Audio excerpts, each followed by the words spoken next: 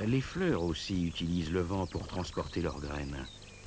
Mais à ce petit jeu, le grand spécialiste, c'est le pissenlit.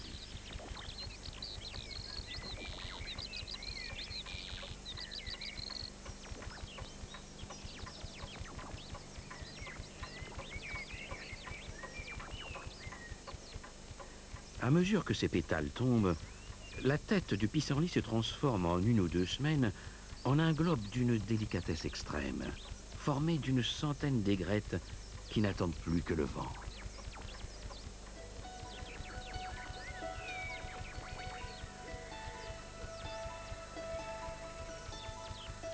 Les graines sont beaucoup plus lourdes que des spores et ont besoin d'un appareillage spécial pour pouvoir voler. Chacune est équipée de son propre parachute.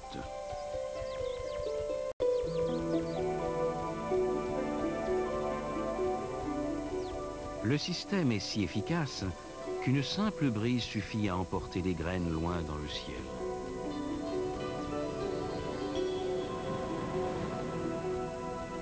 Avec une telle concentration de plantes adultes, il n'y a plus de place ici pour la génération suivante.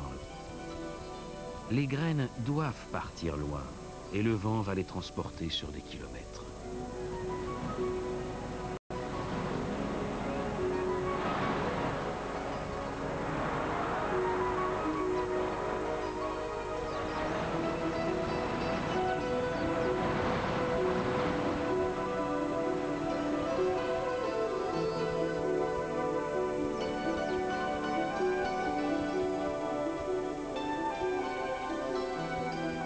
On utilise aussi les explosifs.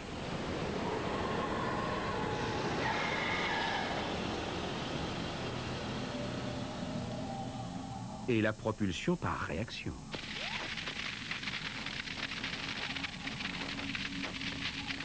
C'est une ekbalie.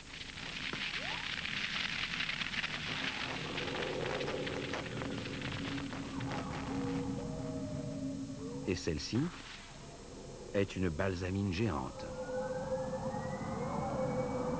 Ces cosses sont tellement gorgées de liquide qu'elles explosent au moindre contact.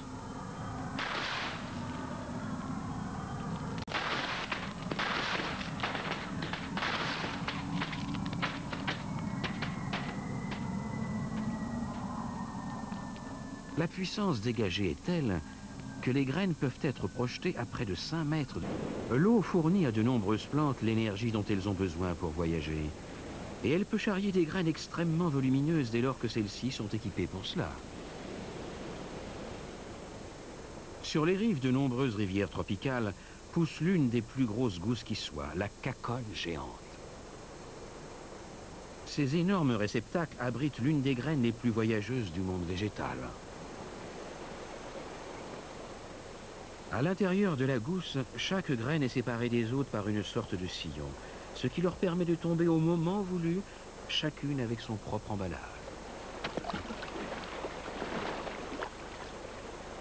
Une par une, les graines de la caconne géante se mettent en route.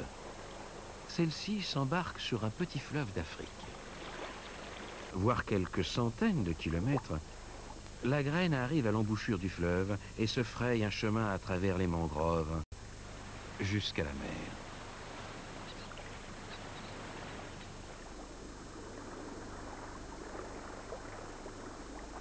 Elle peut ainsi dépasser un groupe d'îles et, portée par les courants marins, poursuivre son voyage en haute mer pendant plus d'1 an, tout en restant vivante.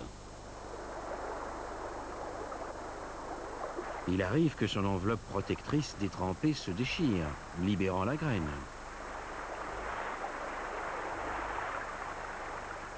Mais là encore, rien de catastrophique puisque la graine est capable de flotter toute seule. Bien sûr, beaucoup se perdent en mer, mais certaines finissent par atteindre une côte étrangère, parfois très lointaine.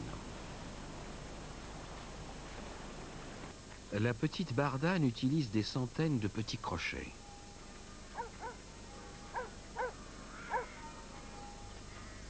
Des crochets très efficaces.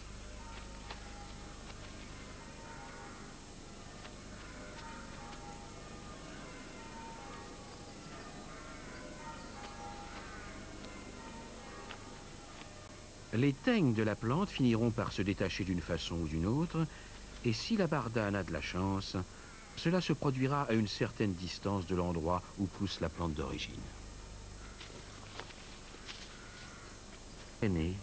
Les acacias produisent d'énormes quantités de graines dont se nourrissent de nombreux animaux.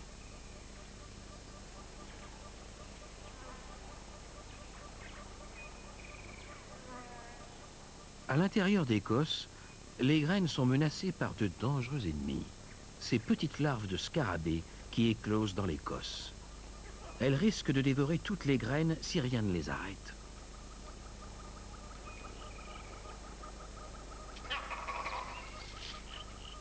Les singes avalent cosses, graines et larves, mâchant le tout très soigneusement.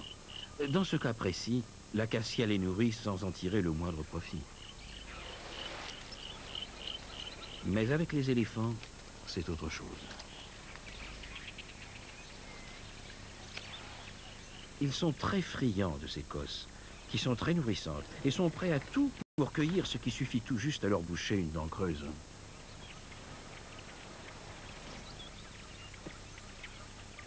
Mais contrairement aux singes, ils ne mâchent pas leur nourriture aussi soigneusement. Et une fois qu'ils ont mangé, ils se remettent en route.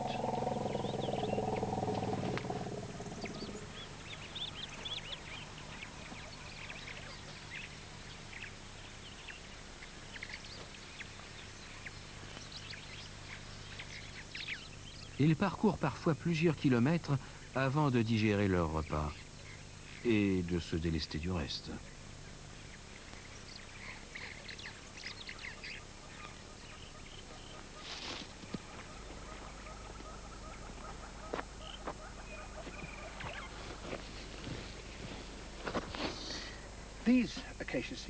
Ces graines d'acacia ont passé au moins 24 heures dans l'estomac d'un éléphant, ce qui ne leur a fait aucun mal.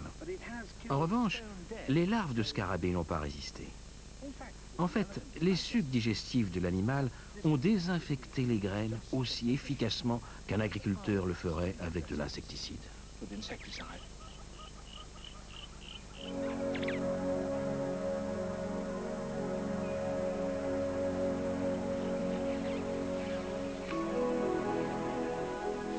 90% des graines d'acacia contenues dans la bouse d'éléphant germeront.